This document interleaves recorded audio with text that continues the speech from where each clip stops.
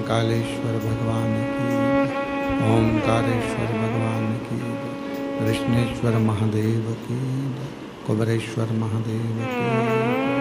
हर हर महादेव, हर हर महादेव, हर हर महादेव। काशी विश्वनाथ ओगड़दानी त्रिकालदर्शी कैलाशी अविनाशी भगवान शिव, जिनकी पुनीत पावन पवित्र शिव महापुराण की कथा भगवान देवाधिदेव महादेव भगवान शिव की कृपा से, करुणा से विष्णेश्वर महादेव की ये पवित्र पावन भूमि, जहाँ ऑनलाइन शिव महापुराण की पवित्र कथा आयोजित करी जा रही है और भगवान शिव, भगवान शंकर, करुणा सागर, दया सागर, त्रिकालदर्शी, कैलाशी अविनाशी भगवान शिव की ये पवित्र कथा का लाभ आप और हम ले रहे हैं। बड़े भाग्यशाली हैं ये सभी शिव भक्त जो कृष्णेश्वर बाबा की इस पवित्र धरा से इस पवित्र कथा को सुन रहे हैं।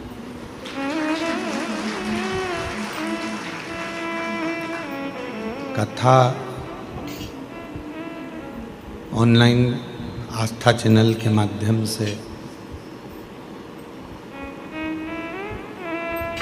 फेसबुक, यूट्यूब के माध्यम से अपने अपने घरों में रहकर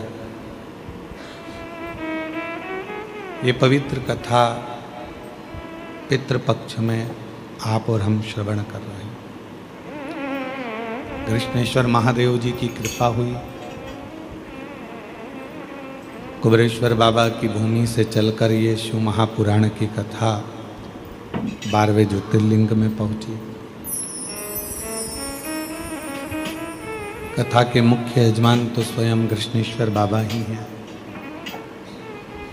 और उन्हीं की कृपा से सुलभा सोपान दत्तात्रेय जी नारखेड़े परिवार मुख्य यजमान कथा के बने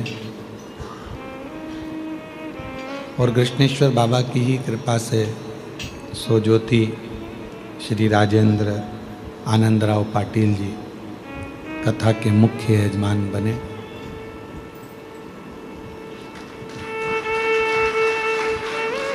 पल्लवी हितेश जी नारखेड़े कथा के मुख्य यजमान पद ग्रहण किया। छोटी बहू श्री गौरव जी नारखेड़े कथा के मुख्य यजमान पद ग्रहण किया और आप सभी जो अपने अपने घरों में कथा को सुन रहे हो, कथा को श्रवण कर रहे हो, जितनी देर आप भगवान शिव की कथा में अपने मन को लगाते हो, चित्त को लगाते हो, हृदय को लगाते हो, उतनी देर भगवान नारायण, ब्रह्मदेव, इंद्रदेव, 33 कोटि देवता पितृलोक में आपके पूर्वजों के कंधे पर हाथ रखकर कथा को श्रवण करते हैं।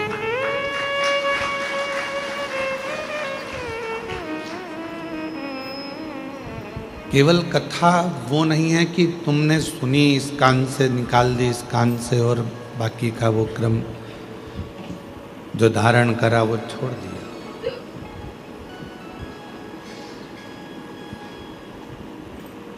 कथा का सबसे बड़ा क्रम ये है कि इन पूरी 7 दिन की कथा में से, भगवान की विरल कथा में से कुछ ऐसा ग्रहण कर लो जो आपकी जिंदगी को सार्थक बना दे। आज जलगांव कथा के यजमान परिवार भी यहाँ पर विराजमान है।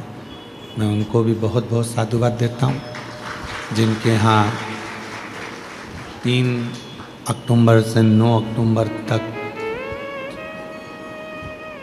शिव महापुराण की दिव्य और भव्य कथा जलगांव में होने जा रही है। कथा केवल सुन लिया, बहुत सारे महाराज आते हैं, कथा कहते हैं और चले जाते हैं। कथा आपने सुन ली, आप भी अपने घर चले जाते हो। वो कथा नहीं है, उसको हम कथा नहीं कह सकते। कथा का सबसे बड़ा सार तत्व वो है कि आपने 7 दिन में से थोड़ा सा अंश मात्र भी अगर अपनी ज़िंदगी में उतार लिया कि मैंने शिव जी के मंदिर जाना चालू कर दिया, शंकर भगवान को 1 लोटा जल चढ़ाना प्रारंभ कर दिया, बेलपत्र चढ़ाना प्रारंभ कर दिया, या शिव मंदिर में सफाई करना प्रारंभ कर दिया, या श्री शिवाय नमस्तुभ्यम बोलना प्रारंभ कर दिया, तो समझ लो कि कथा ने आपके ऊपर असर करा और आप शंकर जी के पास पहुँचे। अब शिव जी ने आपका हाथ पकड़ लिया, अब आप कहीं भटकोगे नहीं और जिंदगी आपकी सहज सरल शिव की कृपा से मंजिल तक जरूर पहुंच जाएगी। ये कथा होनी चाहिए।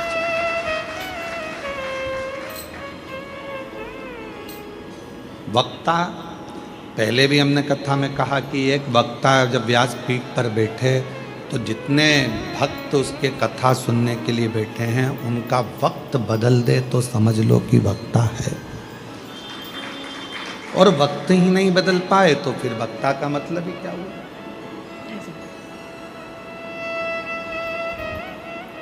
आप अपना स्वभाव, अपना चित्त, अपनी वृत्ति, अपना मन थोड़ा सा बदलेंगे, थोड़ा शिव की ओर लेकर जाएंगे तो वक्ता को भी अच्छा लगेगा।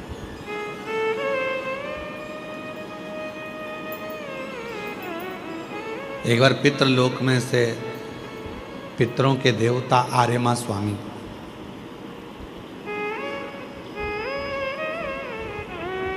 सभी जगह गए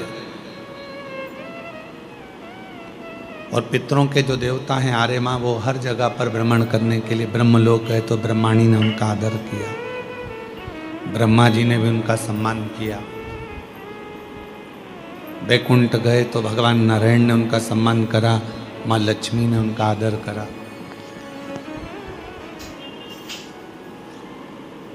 इंद्र लोग गए तो इंद्र जी ने उनका सम्मान करा, आदर करा, इंद्राणी ने सम्मान दिया। खूब पकवान बनाए, उनको खिलाए। अब जब पितरों को हम इतने सारे पकवान बनाते हैं, भोजन बनाकर खिलाते हैं, तो पितरों के स्वामी को, आर्यमा स्वामी को भी वही खिलाया।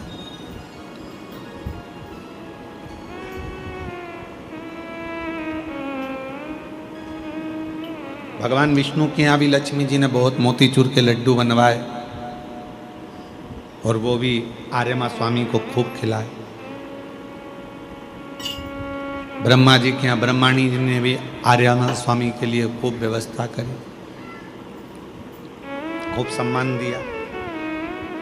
देवताओं ने खूब उनको, जिन जिन के यहाँ पर पितरों के देव, पितरों के स्वामी आर्यमा जी जहाँ जहाँ गए वहाँ सब ने सम्मान किया, सब आदर करे, खूब खिलाया। आर्यमा स्वामी चकाचक खूब पाए, पितरों के देवता है। अब पितृलोक से आज आर्यमा स्वामी ने विचार करा कि अभी तक मैं सब दूर होकर आया हूं, केवल देवाधिदेव महादेव के यहाँ नहीं पहुंचा, शिव जी के यहाँ जाना चाहिए। और पितरों के स्वामी आर्यमा भ्रमण करते करते करते करते कैलाश पर्वत पर पहुंच गए। कैलाश पर जैसे ही आर्यमा स्वामी पहुंचे तो भगवान श्री गणेश जी से उनका मिलना हुआ। गणेश जी खेल रहे थे, अपने आनंद में बैठे हुए थे। अब आर्यमा स्वामी ने गणेश जी से पूछा कि आपके पिताजी कहाँ हैं? भगवान श्री गणेश जी महाराज ने समझाते हुए कहा कि वो तो माँ जगत जननी मेरी माता के साथ में, पार्वती जी के साथ में भ्रमण पर गए और कहीं ना कहीं सत्संग में लगे होंगे।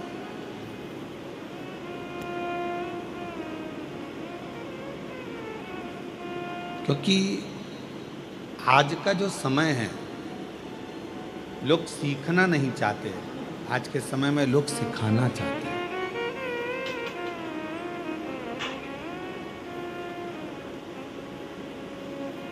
और शिव महापुराण की कथा कहती है कि कथनी और करनी एक जैसी होना चाहिए। आप जितनी बात व्यासपीठ से दुनिया के लोगों को समझाते हो, उतना अपने ऊपर भी अमल करो। कभी चुपचाप से आप हमारे घर के बाहर खड़े होना एकांत में कहीं, और वहाँ जाकर देखना, जितना हम व्यासपीठ से कहते हैं कि घर के बच्चों को शंकर के मंदिर में एक लोटा जल चढ़ाने भेजो, तो आपको केवल हमने हमारी व्यासपीठ से कहा और हमारे घर के लोग ना करें, ये बात नहीं हो सकती। जो व्यासपीठ से कहा जाता है, सबसे पहले हमारा परिवार उसको फॉलो करता है और मंदिर जाना प्रारंभ करता है। हमारे घर के चाहे राघव जी हों, माधव जी हों, छोटे भाई की बेटी बिट्टो हो, ये सब, चाहे बड़े भैया का पुत्र हो शिवम, सब मंदिर जाते हैं। बड़े भाभी होंगे, छोटी बहू होगी, भांजा बहू होगी, धर्मपत्नी होगी, सब मंदिर जाते हैं। पास में जो मंदिर है वहाँ जाकर एक लोटा जल चढ़ाएंगे, बाबा का श्रृंगार, झाड़ू पोछा सब कर कर।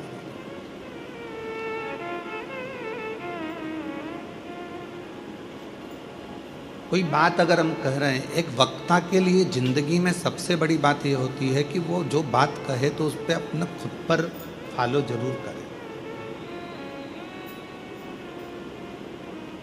अब कोई विद्वान अगर कोई जगह पर बैठकर उसने ब्रॉडकास्ट किया और उसमें बोल दिया कि भाई सूर्य ग्रहण पड़ा है या चंद्र ग्रहण पड़ा है, चंद्र ग्रहण में 11-12 बजे, दोपहर में 12 बजे सूतक लग जाएगा, तो ना कोई खाए, ना कोई पानी पिए, ना कोई कुछ करे, अभी ग्रहण में बहुत चला। तो जिनने बोला, हम उनसे पूछे, तुमने क्या दोपहर के 12 बजे से लेकर अगले दिन तक क्या पानी नहीं पिया?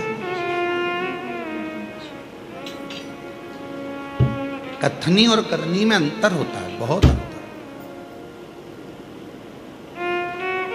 बहुत कठिन है। प्रवचन देना या बोल देना बहुत सरल है महाराज, पर उस प्रवचन को अपने ऊपर भी फॉलो करना, अपने ऊपर भी धारण करना बहुत कठिन।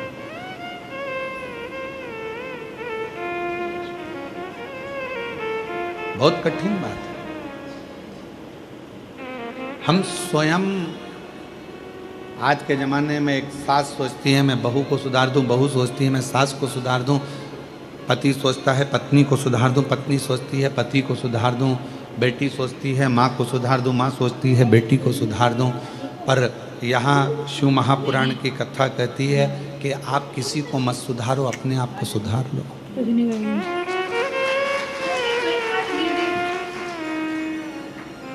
फिर आपको दुनिया को सुधारने की जरूरत नहीं। हम अपने आप को नहीं सुधार पा रहे, हम अपने आप को नहीं संवार पा रहे। गलत कर रहा है। दुनिया को अगर सुधारने निकलोगे तो दुनिया नहीं सुधरेगी, अपने आप को सुधारना पड़ेगा। शिव के मंदिर में पहले हमको जाना पड़ेगा। आपको हमने व्यासपीठ से कहा कि कृष्णेश्वर बाबा के मंदिर का, वहाँ की छोटी छोटी चीज़ों का जनमानस में हम प्रचार करें, तो हम खुद मंदिर में पहुँचे और छोटे छोटे वीडियो आप देखते होंगे, आस्था चैनल पर शुरू में दिखाए जा रहे हैं, या हमारे इंस्टाग्राम पर या हमारे चैनल पर, फेसबुक, यूट्यूब पर उसको डाला जा रहा है, जिससे जनमानस में ये पहुँचे। अब हम आपसे कहकर चले जाएं कि कृष्णेश्वर मंदिर में जाया करो, तो वहाँ की एक एक चीज़ का स्मरण कर कर जनमानस को बताया करो, जिससे ये 12वां जो ज्योतिर्लिंग है केवल एलोरा तक ना रह जाए, ये 12वां ज्योतिर्लिंग लोगों के दिल में आकर बैठ जाए, तो समझो कि अपने कथा का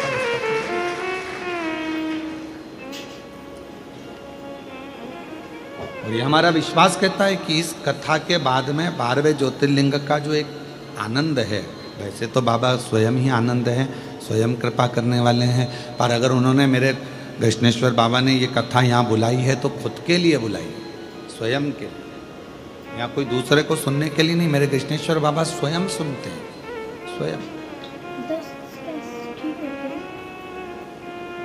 स्वयं श्रवण करते हैं।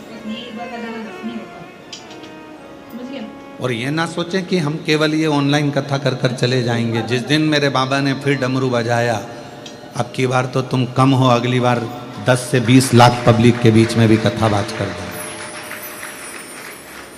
ऐसा नहीं है कि नहीं आएंगे, ऑनलाइन बाज दी है तो बहुत हो गया, ना ना ना। जिस दिन मेरे कृष्णेश्वर बाबा ने कृपा कर दी, उस दिन फिर वही 10 लाख 20 लाख पब्लिक के साथ में, फिर वही पंडालों की भीड़ में, फिर वही आनंद के साथ कथा का रस्ता। तो जितनी बात हम कहें उतनी हम पर भी अमल।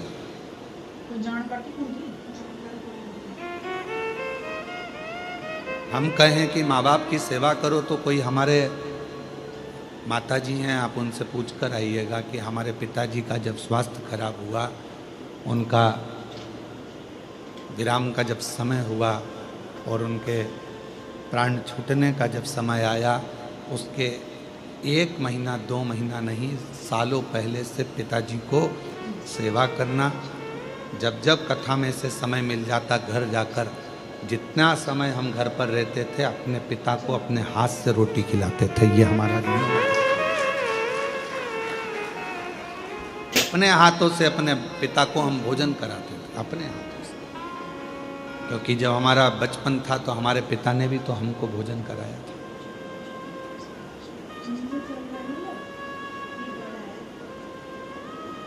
एक मीडिया वाले ने पूछा कि आपने कभी भगवान को आनंद पाया है? हमने कहा कि दुनिया में शायद मैं बहुत किस्मत वाला हूँ, दुनिया में शायद मेरे बराबर कोई किस्मत वाला नहीं होगा कि मैंने भगवान के कंधे पर बैठकर भगवान का दर्शन किया। दुनिया में मेरे बराबर कोई किस्मत वाला नहीं होगा कि मैंने भगवान के कंधे पर बैठकर भगवान का दर्शन किया है। जब हम मंदिर में, कई मंदिरों में मेला लगता था और दर्शन करने जाते थे, हम छोटे थे तो मेले में भीड़ बहुत होती थी, तो मेरे पापा, मेरे पिताजी मुझे कंधे पर बिठाकर भगवान का दर्शन कराते थे। तो भगवान के कंधे पर बैठकर भगवान का दर्शन किया।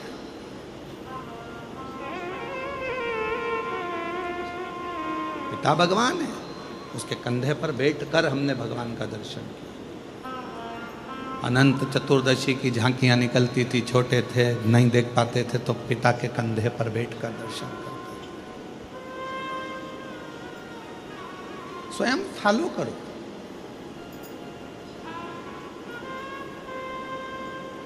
एक शंकर भगवान को और एक शंकर के भक्त को दुनिया बहुत बाद में पहचानती है। जैसे जगत गुरु शंकराचार्य जी थे, जब तक उनको नहीं पहचाना, लोगों ने उनको शास्त्रार्थ करने के लिए चुनौती देते रहे। जहाँ जाते थे वहाँ उनको चुनौतियाँ सामने आ जाती थी। सामने हमसे शास्त्रार्थ करो, ये जवाब दो, वो जवाब दो। शंकर, जगत गुरु शंकराचार्य जी स्वयं शिव का एक अंश है। आज भी भारत भूमि की जो 4 पीठ हैं, जिन पे 4 शंकराचार्य विराजमान है, वो मेरे शंकर का एक अंश है, शिव का रूप है। और आज दुनिया के लोग उनके ऊपर उंगली उठाकर कह देते हैं कि हमारे से शास्त्रार्थ करो या हमको ये कहो। अरे उनको पहचानो, वो जगत गुरु शंकराचार्य जी की 4 गादी पर विराजमान है और वो संपूर्ण विश्व का गौरव है, भारत की भूमि का गौरव है। 4 पीठ के 4 शंकराचार्य, हम उनको जान नहीं पाते।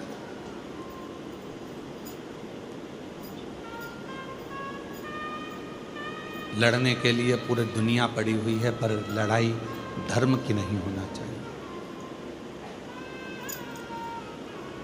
मंदिर में पूजन कर रहे हो, वहाँ झगड़ा ना करें, कथा श्रवण कर रहे हो, वहाँ झगड़ा ना करें, सनातन धर्म को एकजुट करने की बात करें, पर आपस में झगड़ा ना करें, विवाद ना करें। बहुत सारी जगह पड़ी है लड़ाई करने के लिए। आओ मैदान में, तलवार उठाओ और हो जाओ चालू, डंडे उठाओ और हो जाओ चालू।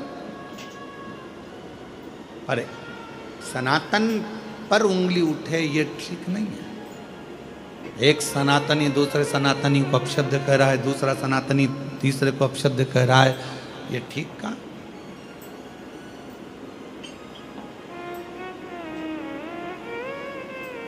हिंदू धर्म की एकता, सनातन की एकता, ये हमारे जीवन को, एक आने वाले समय को श्रेष्ठ बनाए।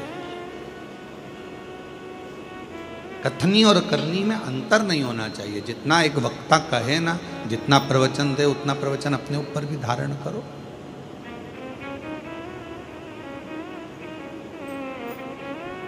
स्वयं पर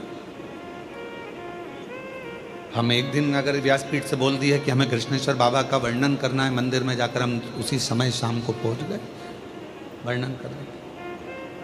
हम कहकर चले जाएं ये ठीक नहीं।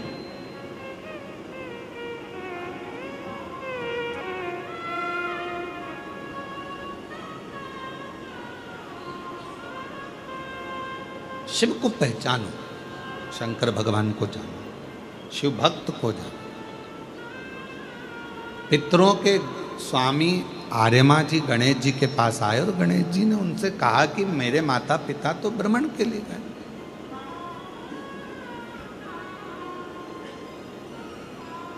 और केवल माता पिता भ्रमण नहीं करते हैं। पहले का नियम था, जब भी मम्मी पापा माता पिता जब बैठते थे एकांत में, तो कुछ परिवार के लिए अच्छा करने की बात करते थे, कुछ नया करने का प्लान करते थे। ये मोबाइल ने सारे प्लान फेल कर दिए। पत्नी अपना मोबाइल लेकर बैठी रहती है, रात्रि के समय पति अपना मोबाइल लेकर बैठा रहता है। एक कोने में वो व्हाट्सएप चलाती रहती है, दूसरे कोने में वो गूगल और फेसबुक चलाता रहता है। अब दोनों के आपसी तालमेल कैसे मिलेंगे? विचार तो समाप्त ही हो गए। बच्चों के लिए कुछ नया सोचने का मन नहीं है, बस पढ़ रहे हैं बच्चे, पढ़ा रहे हैं, ठीक है, स्कूल गए हैं, चले गए हैं। जो है आपस में आप लोग एक दूसरे से कक्ष के अंदर कमरे में अगर मिले हो तो थोड़ी देर बैठकर बात तो करो कि हमको आगे की प्लानिंग क्या करना है, आगे क्या करना है। हमारा पूरा समय हम मोबाइल को दे दिए, व्हाट्सएप को और फेसबुक गूगल को दे दिया। कितने भी आपके फ्रेंड बना लो इंस्टाग्राम पर, कितने भी आपके फ्रेंड बना लो व्हाट्सएप पर, कितने भी आपके फ्रेंड बना लो फेसबुक पर, कितने भी आपके फ्रेंड बना लो गूगल पर, कितने भी आपके